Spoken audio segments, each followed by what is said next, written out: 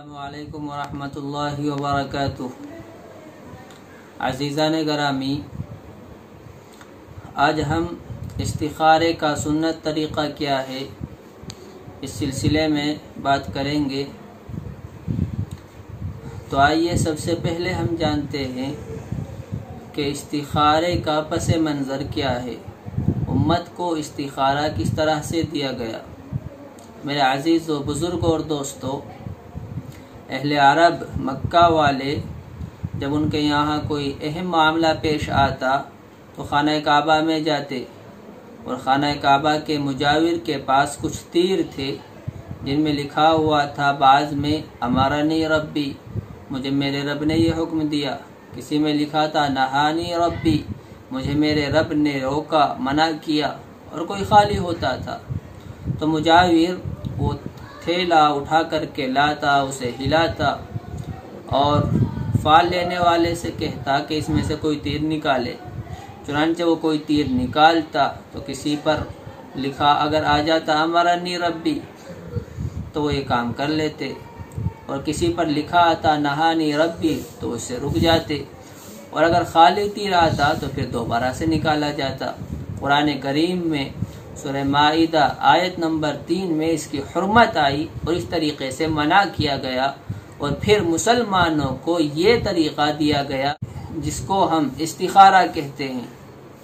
तो रसूलुल्लाह सल्लल्लाहु अलैहि वसल्लम ने इस इस्तिखारे की बड़ी अहमियत बयान की है, और बड़ी अहमियत के साथ आप सल्लल्लाहु अलैहि वसल्लम सहाबा को इस्तिखारा करने का तरीक़ा सिखलाते थे।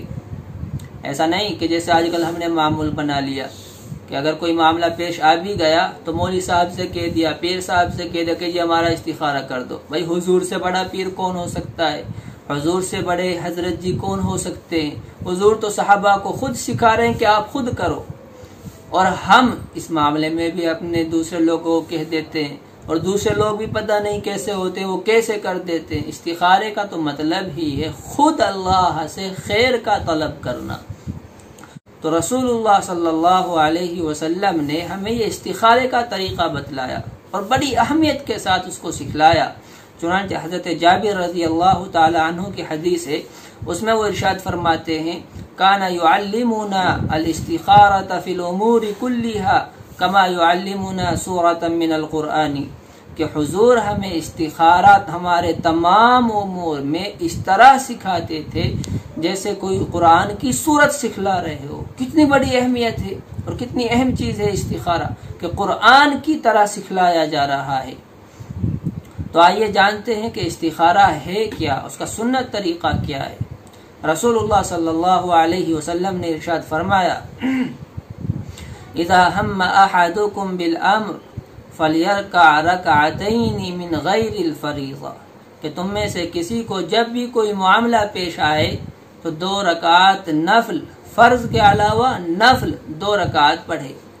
तो 2 रकात नफल पढ़नी है इस्तिखारे की नीयत से। आप यूँ नियत कर लें कि 2 रकात नमाज नफल इस्तिखारा, इस मामले में आप ख्याल कर लें दिल में, पढ़ूँ वास्ते अल्लाह ताला के, और बाकी पूरी नियत करके आप 2 रकात नफल नमाज मामूल के मुताबिक पढ़ें। और नमाज से फारिग होने के बाद फिर ये दुआ पढ़ें कि जो देखिए स्क्रीन पर आ रही है, अल्लाहुम्मा इन्नी अस्तखीरुका बिइल्मिक व अस्तक़दिरुका बिक़ुदरतिक व अस्अलुका मिन फ़ज़लिकल अज़ीम फ़इन्नका तक़दिरु वला अक़दिर व तअलमु वला अअलम व अंता अल्लामुल ग़ुयूब।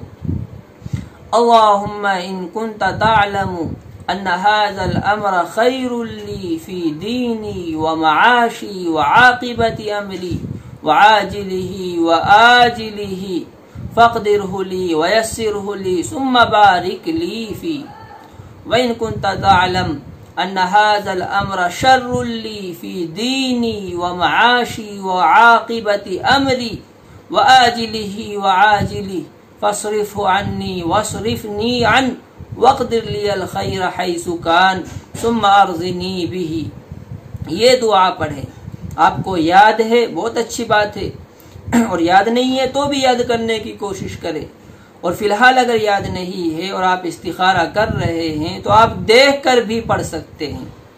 इस बात का भी ख्याल रखें कि दुआ पढ़ते वक्त जब आप निशान ज़द लाइन पर पहुँचे तो वहाँ पर उस काम का कि जिसके लिए आप इस्तिखारा कर रहे हैं नाम लें। मसलन आप यूँ कहें अन्ना हाज़ल निकाह, अन्ना हाज़ल बैआ, अन्ना हाज़िही तिजारत। और अगर आप अरबी नहीं जानते हैं तो जिस भी सिलसिले में आपने ये इस्तिखारा किया है आप दिल में उस बात का ख्याल कर लें तो इतना काफ़ी है। रसूलुल्लाह सल्लल्लाहु अलैहि वसल्लम ने एक हदीस में इरशाद फरमाया, मिन शक़वत इब्न आदम तरकुहु अल इस्तिखारता, कि इब्न आदम की बदबख्ती में से, इंसान की बदबख्ती में से ये बात भी है कि वो इस्तिखारे के अमल को तर्क कर दे, इस्तिखारा न करे। चुनांचे हम अपने अंदर झांके, अपने गिरेबानों में देखें कि हम कितना इस्तिखारा करते हैं। कोई बहुत ही बड़ा मामला पेश आ जाए तब भी हम खुद से इस्तिखारा करने की फिक्र नहीं करेंगे। हम मौलवी साहब से कह देंगे, इससे कह देंगे, उससे कह देंगे, जो अलग से एक गलत तरीका है। तो मेरे अजीज़ों, बुजुर्गों और दोस्तों, ये इस्तिखारा कर चुके। अब इस्तिखारा हमने किया क्यों था? हम परेशान थे, किसी मामले में कंफ्यूज थे, हमें पता नहीं चल रहा था कि इस काम को करें या ना करें, या करें तो कैसे करें। तो इस्तिखारा किया जाया करता है, अल्लाह से उस मामले में खैर को तलब किया जाया करता है। अब इस्तिखारा करने के बाद हमें पता कैसे चलेगा? क्या कोई ख्वाब आएगा, कोई वही आएगी? जाहिर है कि वही तो आनी बंद हो चुकी, और ख्वाब वाली जितनी बातें हैं वो सब गलत है, मैं भी आगे बताऊंगा। तो पता चलेगा कि कोई एक चीज आपके दिल में कन्फर्म हो जाए, आपका दिल मुतमईन हो जाए कि हाँ मुझे ये करना है या यूं करना है, तो इस्तिखारे का मतलब और इस्तिखारे का मकसद हासिल हो चुका। या जिन दो कामों में हम परेशान थे, या जिन दो तरीकों में हम परेशान थे कि ऐसे करें या ऐसे करें, किसी एक के असबाब मुहैया होने शुरू हो जाएं, किसी एक के रास्ते बनने शुरू हो जाएं, तो समझे कि यही सही है। अल्लाह तबारक व तआला की तरफ से इसी की हमें तौफीक दी जा रही है, इसी के बारे में हमें कहा जा रहा है।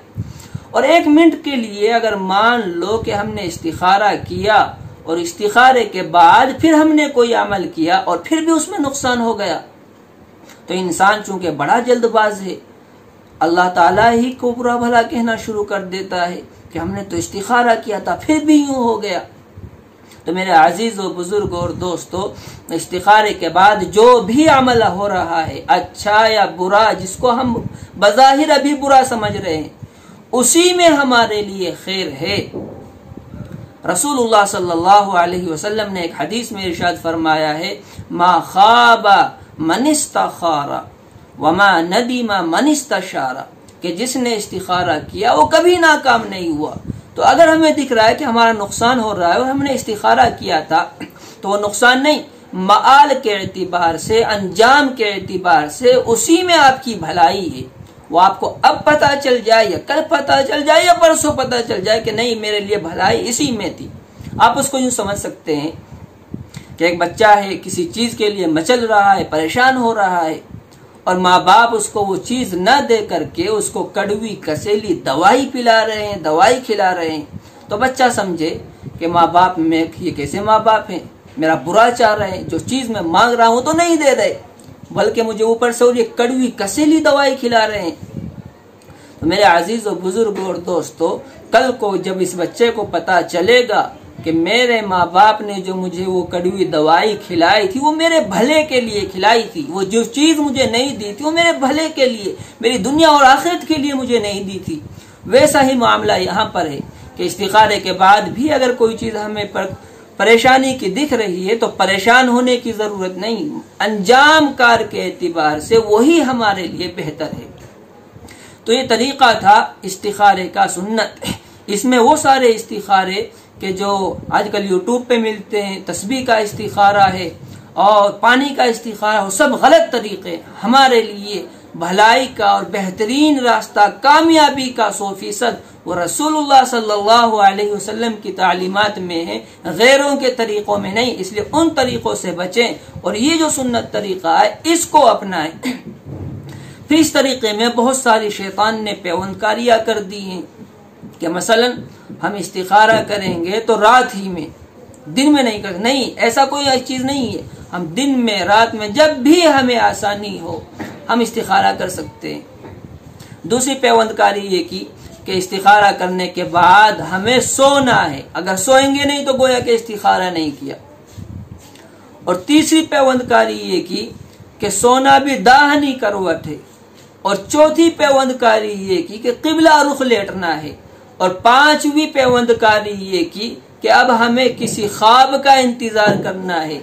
और छठी पेवंदकारी ये की कि ख्वाब में अगर हमें ये रंग दिखा तो ये काम बेहतर है, और ये रंग दिखा तो ये काम बेहतर नहीं है।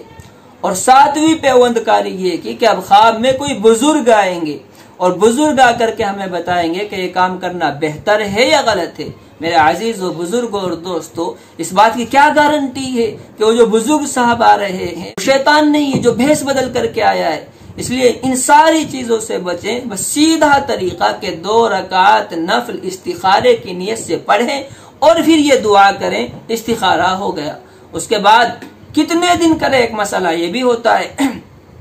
तो हजरत अनस रज़ी अल्लाह ताला अन्हु की एक हदीस है, उसमें उन्होंने इरशाद फरमाया कि मुझे हुजूर ने फरमाया कि जब तुम्हें कोई मामला पेश आए तो 7 दिन तक इस्तिखारा करो।